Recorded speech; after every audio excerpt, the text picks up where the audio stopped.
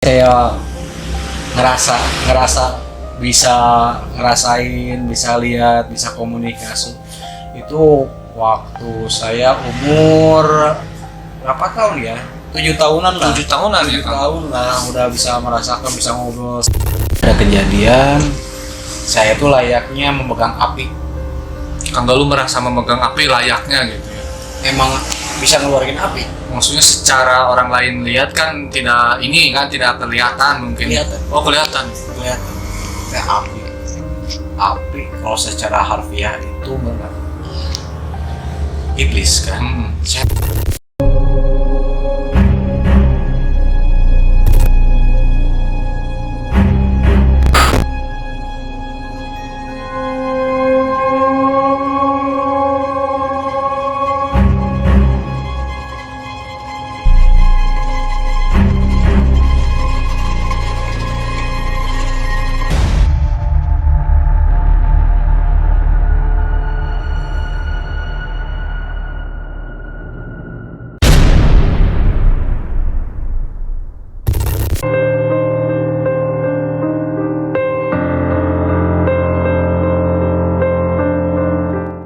dan bertemu dengan beliau, misalnya berguru lah ya, seperti sambil berjalan mungkin ya dengan tadi dikasih wiridan.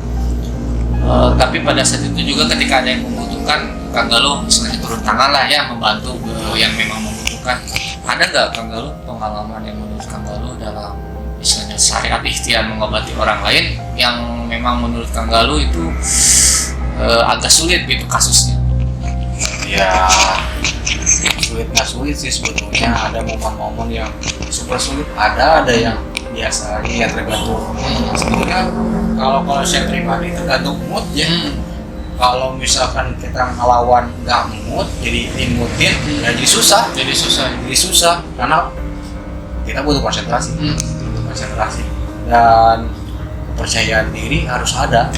Kalau misalkan kita udah nggak pede ya bakal kalah dengan hal-hal yang seperti hal gaib lah gitu, hal yang halus, karena mereka halus sudah tahu kan itu bad mood, pasti cepat diserangnya gitu, cepat lupa apa yang harus diucapkan, harus triknya harus gimana kan, masing-masing ada trik, nggak harus gini mau melawan ini triknya ini, kalau ini nggak semuanya memakai jurus yang seperti itu.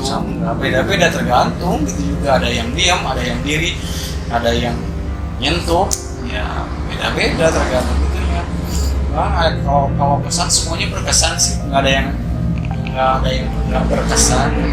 Tapi ada satu kasus gak yang menurut Kang Galuh ini benar-benar istilahnya mah ya namanya berurusan dengan makhluk halus ya, mungkin ada kaitannya ya tadi ya sifat siriknya manusia ya gini ya, yang menurut Kang Galuh ini kasusnya tuh kompleks dan memang kok manusia bisa setega ini gitu. Ada. Kalau saya sih masalah itu ada. Ini ada. Kalau saya pribadi pernah menangani kasus aneh. Jadi gini, saya tuh ketemu sama orang ya, katakan si A tuh minta tolong kepada saya. Awalnya dia nggak tahu saya seperti apa. Nah kebetulan dia itu mungkin agak pusing juga ya dengan masalah hidupnya, keluarganya, dengan istrinya. Kenapa? Ya saya nanya gitu ya, sharing lah. Kenapa? Semua di samping kita sudah ada putri Kang Galuh, kebetulan lagi pengen sama ayahnya, lagi kangen-kangennya. Kembali ke cerita tadi, ke pengalaman istilahnya mah tanda kutip ya yang pengen diikhtarin sama Kang Galuh ya. Gimana Kang Galuh tuh sampai pengalamannya tuh unik? Ada yang unik ya, unik sekali gitu kan, sepanjang saya ngobatin orang gitu, enggak separah ini gitu. Ada yang paling unik gitu. Kenapa? Dia tuh suka kesurupan gitu ya, kesurupan, rasanya apa kesurupan, nah pokoknya lihat aja gitu. Ya benar kalau kesurupan ya. saya pikir, saya lihat kok seruannya beda gitu kan. Ya jelas kita coba awalnya benar ya emang seru, beres lah ya itu. Dan tidak lama kemudian 10 menit kemudian masuk lagi saya pikir. Jadi sering dia tuh Sering, kesurupannya tuh. tapi ya seiring waktu kalau misalkan suaminya minta tolong saya langsung sembuh. Si istrinya itu saya pikir apa sih gitu kan, komunikasi saya udah tahu sih apa sih sebetulnya Ketika pertama ke situ juga ya. kendalanya apa sih, ada apa sih. Saya lebih fleksibel aja dulu, jangan langsung judge gitu kan. Dan mengikuti alur ya. Ikuti alur aja. Kesurupan karena ada setiap kali punya masalah pasti kesurupan masalah. Setiap kali punya masalah pasti kesurupan. Setiap kali punya keinginan pasti kesurupan. Kan tanya ya. Pasti Akang juga pasti berpikir langsung kena gitu ya. Gitu kan. Dan teman-teman juga pasti kepikiran ke situ kan. Memang udah seiring waktu banyak sampai masyarakatnya ikut untuk ini, sampai kayak jurus macan atau apa ketawa aja ya. Ini anak gimana sih gitu ya, sampai kebetulan seriusnya saya nggak percaya serius itu benar. Posisinya kan saya nggak sadar juga dia itu cewek. Nggak sadar beneran. Posisinya nggak pakai apa-apa kan. Aduh, saya nggak sadar ya pikirannya. Wah ini gitu. Udah langsung brek. Nah, kalau kita orang Sunda, naon mana asup ka dieu gitu. Hayang ieu. Oh, aneh. Lah, saya nggak sadar posisinya dia itu di bawah. Dan suaminya juga nggak sadar sih gitu ya. Saya pikir, astagfirullahaladzim saya lupa. Karena udah pakai jurus kan langsung spontan kan. Satu sisi lain merenang, saya langsung to the point. Kalau sebetulnya kamu tuh nggak kesurupan, sebetulnya kamu nggak kesurupan, nggak pengen apa-apa. Jangan sampai seperti itu ke suami kamu. Oh bisa mempertahankan argumennya bahwa dia tuh kesurupan. Wah saya tuh ngelakuin kesurupan gini. Sadar itu teh langsung segala kaya katakan udah sadar. Segala keinginan harus ada prosesnya, nggak bisa instan gitu ya. Aturan kan gini, kalau secara menurut Akang minta HP ke suaminya, nggak punya uang langsung kesurupan, pikirannya gimana sih Akang? Istilahnya mah kayak mendikte satu ini ya. Segala sesuatunya harus. Berarti si itu harus. Itu yang pengalaman yang paling berkesan, paling unik. Dari sekian orang, saya tidak bisa mengatakan ribuan atau ratusan, saya juga nggak bisa ngitung. Itu yang paling unik gitu. Jadi ketahuan kesurupan, tapi kesurupannya dalam kutip ya. Dan orang masyarakat kok nggak lihat, percaya lagi ya orang yang sampai bisa membohongi masyarakat loh. Mungkin actingnya bagus. Bagus buat masuk ke YouTube juga bagus juga. Emang itu saya pikir ya disitulah ya pengalaman yang paling berkesan gitu. Jadi malah berkaitannya bukan yang sama makhluk halusnya ya. Kalau sama makhluk halus saya bisa hadapi seberat apapun, sebesar apapun, sekecil apapun saya hadapi. Tapi yang saya nggak bisa hadapi ya keinginan orang itu sendiri kan. Coba aja kan lagi nggak punya uang, istri minta kayak HP langsung kesurupan, otomatis kan duit itu gimana HP langsung biasa aja. Bingung posisinya. Itu yang sebut misteri ya, misteri buat saya ya. Jadi gini lucu gini. Tanggal ini kan ya dalam tanda kutip urusan ya bergantung spesialisnya tadi untuk urusan masalah tim.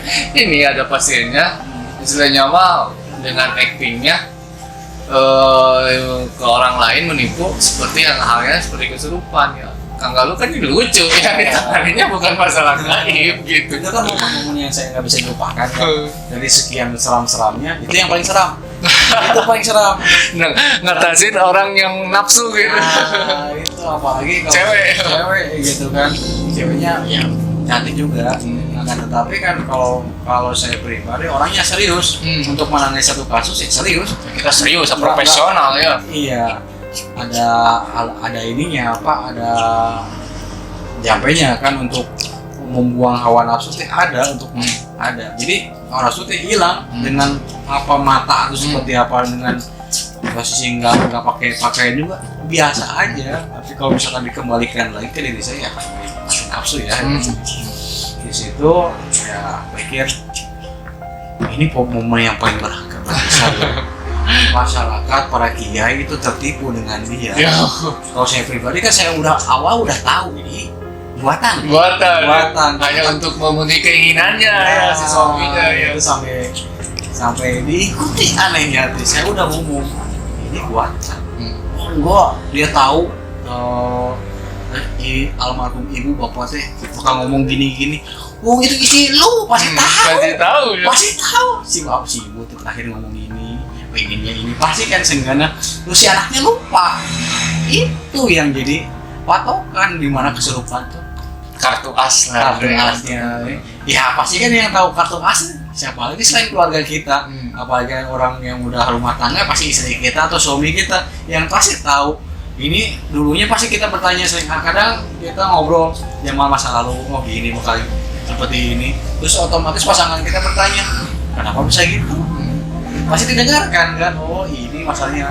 Ya itu kartu asnya nih yang balikin lagi ke sini ke suaminya. Jadi yang salah itu sebetulnya bukan setan ya, tapi nafsu istrinya itu. Nafsunya istrinya terlalu berlebihan. Dan suaminya mungkin karena dibutakan matanya dengan si tadi actingnya istrinya itu emang bagus banget, alibinya ya bagus banget. Dan kayaknya dia bagusnya pemain sinetron sih, sinetron ya, bener-bener keren gitu. Pengalaman pribadi saya, kalau lucunya di situ, yang berkesannya di situ. Kalau yang berat-berat sih kayaknya makin panjang juga. Tapi pada akhirnya si suaminya ini nggak sadar nggak Kang Galuh bahwa istrinya itu acting gitu. Sekian lama dari perjalanan dia rumah tangga 5 tahun, 6 tahun lah, baru sadar bahwa istrinya tuh acting kesurupannya untuk alasan posisinya kan si orang ini saya tahu loh saya itu siapa gitu kan. Kalau misalkan pengen mengadu argumen, udah tahu itu siapa. Saya tuh nggak mau berurusan dengan hal-hal seperti itu loh. Ada banyak orang yang intinya yang urgent banget gitu yang butuhkan saya. Kamu datang jam 2 subuh, jam 3 subuh. Itu kayak sepele seperti itu gitu. Istilahnya mah lebih ke ya pengendalian suaminya aja ya, menangani istrinya ya. Itu jangan sampai kan rumah tangga dia ikut warga ikut campur juga. Ya nggak tahu juga lah dia actingnya dapat dari mana, ya untuk kayak gimana karena dia tahu, ada si istrinya tahu saya itu gimana, jadi dia sebetulnya actingnya nervous nggak tahu, wah ini nggak kesurupan, kenapa? Orang kesurupan itu ketahuan kok dari belakangnya itu gimana, nggak usah ya kalau kesurupan ya. Kalau kesurupan itu kalau misalkan orang awam gampang sih lihatnya sih, gampang banget kalau dilihat dari orang. Kalau kita ngajarin juga ya untuk teman-teman, untuk kalau lihat yang kesurupan coba aja deh kasih cabai atau cengek gitu loh, pedas nggak? Kalau misalkan nggak sadar nggak mungkin gitu pedas. Hanya simpelnya aja. Kalau misalkan kesurupan dia paling ngambil sarinya biasa aja. Kalau diginiin aja atau lo pakai balsem gitu ya. Cuma bahasa Sunda mengagurubuk atau kayak kejang-kejang gitu. Berarti dia sadar. Pura-pura. Kalau kesurupan tidak sadar kemana itu ya. Langsung pasti komunikasi kan. Gini kamu teh gini. Sering gitu untuk kasus kesurupan sampai tahu ya gitu. Lur masih banyak tuh nanti kita ngomong. Nah kita balik lagi ke cerita pengalaman Kang Galuh. Berarti setelah Kang Galuh istilahnya mulai diberi arah-arahan oleh sang guru, apakah memang sampai setelah itu berguru ke yang lain untuk masalah spiritual ini? Kalau spiritual ya pasti lah. Jadi, kalau menurut pribadi saya nggak satu guru ya. Nggak satu guru. Saya orangnya suka berkelana ya. Mau dari pengalaman dulu untuk berguru, terus dari syiar Islam juga nggak banyak. Ya pastilah kalian mencoba dengan hal yang baru. Dalam artian pembanding kita harus ada pembanding ya. Ada pembanding ini gimana, karena di satu guru pasti ada kelemahan. Kita cari untuk menutupi kelemahan itu, coba aja yang baru.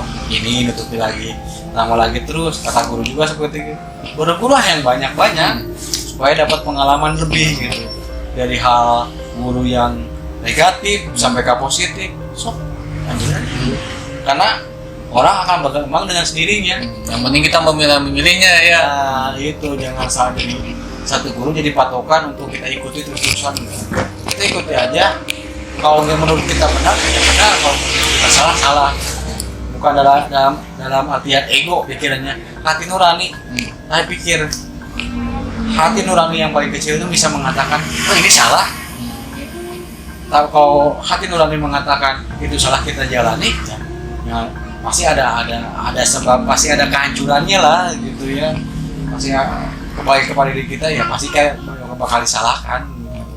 Berguru berarti Kang Galuh berapa tahun tuh setelah memang Kang Galuh dari Pak Haji?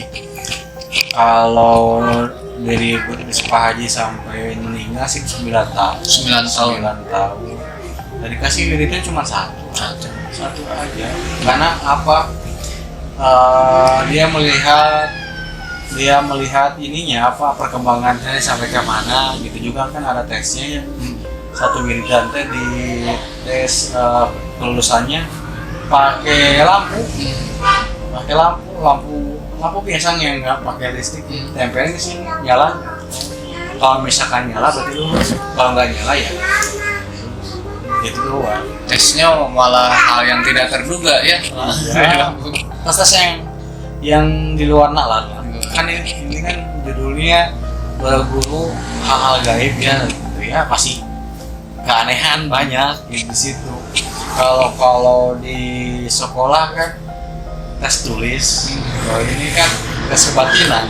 Kebatinan ya otomatis hasil kita tuh seperti apa, coba nyala atau lilin apinya mati nggak. Jadi ada tesnya juga, hasilnya gimana.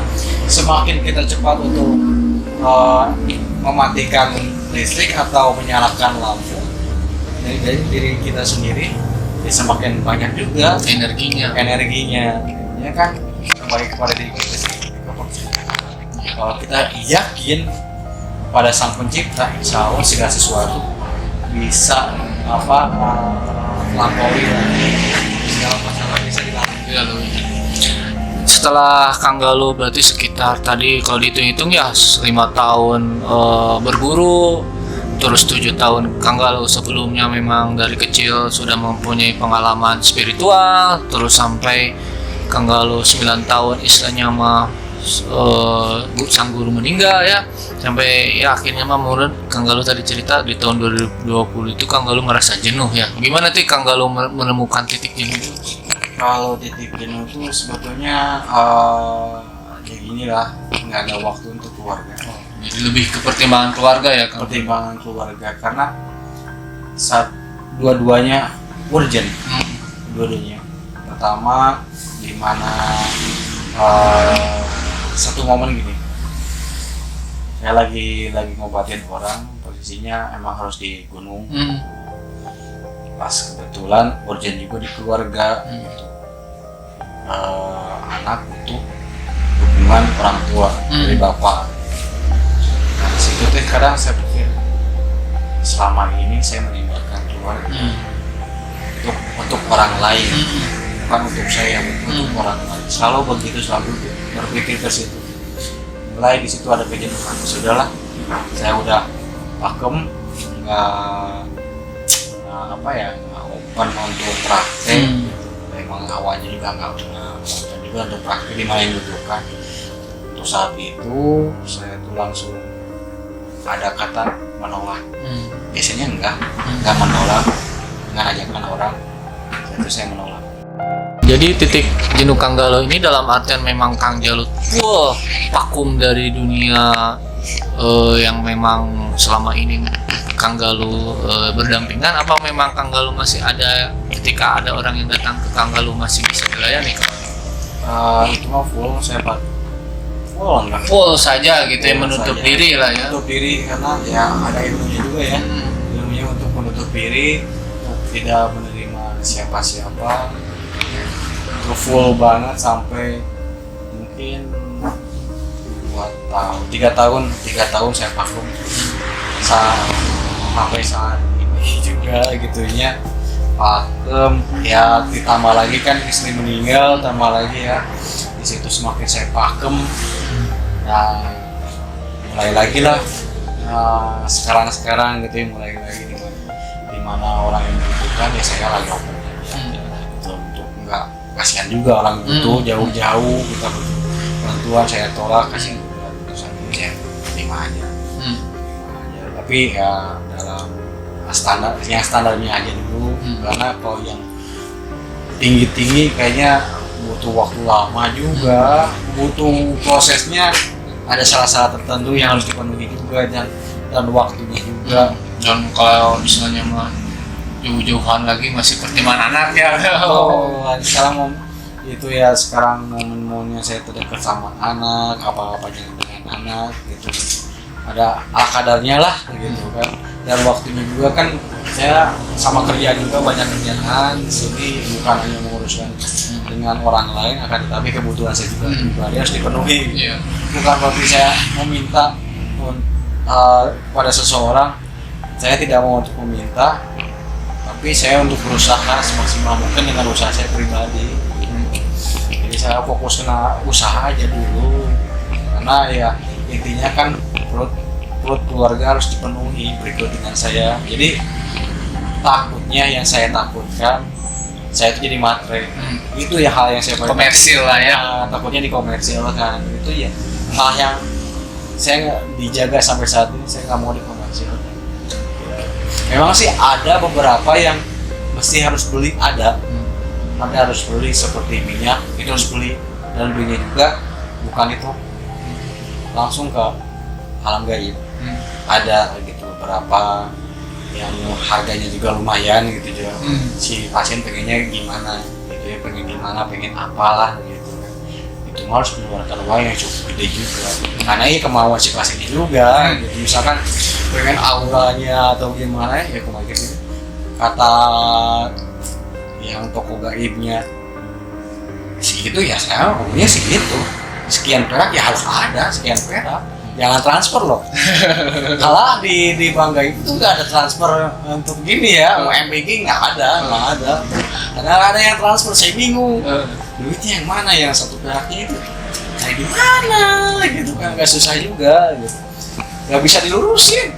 Misalkan 200.000, 278.956 harus ada, nggak bisa dilurusin 300, harus memang harus segitu ya, angka segitu. Iya gitu kan, nggak pakai ongkos kirim, nggak ada ongkos kirimnya, gitu langsung kasih. Ada uang, langsung ada barang penang, uang disimpan, ditaruh, langsung uangnya hilang ya. Nah, udah semua, pada episode kali ini seru banget sebenarnya pengalaman dari Kang Galuh ini. Dan pada kali ini saya lebih pengen memperkenalkan Kang Galuh. Mudah-mudahan nih Kang Galuh masih mau cerita-cerita ke depannya sebagai narasumber di Misteri gitu. Karena banyak banget ininya, ceritanya itu. Pada konten kali ini hanya istilahnya mah membahas tentang perjalanan Kang Galuh saja ya Kang Galuh. Nanti kita akan bedah lagi cerita-cerita yang mengenai tadi kan saya juga ngerti tadi katanya ada bang gaib gini gitu, itu kan istilahnya mah kalau tadi cerita hanya singkatnya lah ya Kang Galuhnya. Kita akan lebih penasaran lagi nanti mengenai cerita-cerita mengenai hal gaib melalui Kang Galuh ini. Mudah-mudahan Kang Galuh mau masih cerita mengenai narasumber di Tidur Misteri gitu. Kang Galuh nih di akhir episode konten kali ini kepada dulu apa sih yang ingin disampaikan oleh Kang Galuh, terutama yang istilahnya baru mengenal dunia gaib, yang saat ini banyak kan youtuber Kang Galuh ya istilahnya mah banyak berkecimpung di hal gaib, dan istilahnya yang Kang Galuh rasakan sampai ada titik jenuh. Menurut Kang Galuh, apakah yang harus menjadi batasan-batasan menurut Kang Galuh kita sebagai manusia menyikapi hal gaib ini supaya tidak istilahnya mah masuk ke dalam lingkaran syirik ya Kang Galuh ya? Apa nih Kang Galuh? Kalau saya pribadi sih ya tetap percaya adanya Tuhan ya. Kalau saya pribadi Gusti Allah katanya. Tidak luput dari itu, dan juga ya kita mengkaji agama lah, lebih perkenal agama, karena yang namanya setan itu lebih apik untuk menggoda orang itu sampai ke menyesatkan orang itu lebih apik dibanding kita kan. Kalau kita kan polanya bisa ketahuan ya. Kalau setan itu nggak ketahuan. Jadi ngebungkus agama padahal itu perbuatan syirik ya Kang. Padahal itu perbuatan setan ya. Ya inilah, jadilah diri sendiri, jangan terpaku sama hal-hal gaib gitu ya. Percaya itu wajib percaya, tapi jangan terlalu mendewakan hal-hal gitu. Jangan mendewakan gitu. Harus ada batasannya. Kang Galuh sendiri ini istilahnya mah seumur hidupnya sampai usia sekarang berurusan dengan hal gaib. Istilahnya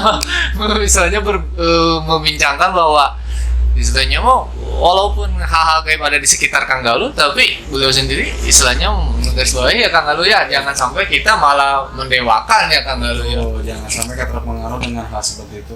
Ya kalau saya pribadi, walaupun di sekitar saya banyak yang seperti itu, ya layaknya orang aja ya, biasa aja lah ya. Kayak orang, walaupun mereka kenal saya, ya saya nggak kenal mereka dong. Ya biasa-biasa aja. Nggak harus itu ada ini, ada ini, nggak terlalu nggak. Saya nggak mau dipusingkan dengan hal seperti itu. Simpel aja, saya tuh ada karena Allah gitu kan. Kalian hanya di sini mah makhluk buatan Allah. Kalian bisa musyrik ya, intinya memusyrikkan diri pribadi, menyibukkan dengan hal yang negatif. Kalian itu tegasnya. Saya pribadi, saya punya pendirian, saya tetap Gusti Allah. Saya kalian percaya dan kelihatan gitu. Kalau orang nggak bakal kelihatan. Ya saya punya pendirinya. Kita harus bisa membatasi dengan hal seperti itu, jangan terlalu mendewakan lah. Percaya, tapi lebih percaya ke Gusti Allah. Karena Allah nggak bakal menyesatkan. Kan? Istilahnya manusia lebih mulia daripada mereka ya Kang Galuh ya. Sungguh luar biasa episode kali ini, Lur. Saya di sini permulaan memperkenalkan sosok Kang Galuh ini yang akan menjadi narasumber. Mudah-mudahan kedepannya Kang Galuh dengan cerita-cerita pengalaman beliau selama ini dalam mungkin pengobatan ya Kang Galuh ya, ada hal-hal apa di setiap pasien yang memang nanti bisa menjadikan informasi-informasi. Tadi juga kita bisa istilahnya trik-trik cara mengetahui orang yang kesurupan asli apa tidak. Tadi Kang Galuh udah bocorkan salah satunya. Mudah-mudahan kan banyak trik-trik lagi yang di kehidupan sehari-hari lah ya Kang Galuh ya. Bagaimana itu memang urusannya gaib, bagaimana yang memang bukan. Ataupun mungkin nanti trik-trik Kang Galuh ketika memang kepada orang-orang awam ketika ini diserang guna-guna atau apapun yang memang istilahnya mah berkaitan dengan hal gaib ya, sebagai informasi kepada dulu semua ya, istilahnya informasi yang berguna istilahnya diharapkan ya Kang Galuh ya. Terima kasih dulu semua telah menyaksikan konten Kumis kali ini. Jangan lupa like, comment, dan subscribe, dan jangan lupa jangan di skip ikannya biar kita makin semangat lagi Tidur Misteri untuk membuat konten-konten yang memang bermutu dan berkualitas, dan menghadirkan narasumber yang memang istilahnya mah paknya lah. memang real, bukan settingan, memang mengalami hal-hal gaib ya. Dan Kang Galuh ini kan tadi selama hidupnya berdampingan dengan urusan-urusan gaib. Baik dulu semua, mohon maaf bila ada kesalahan. Tolong ambil yang positifnya, yang negatifnya buang jauh-jauh. Saya Sufyan Sauri dan Kang Galuh mohon pamit undur diri. Wabillahi taufiq wal hidayah. Wassalamualaikum warahmatullahi wabarakatuh.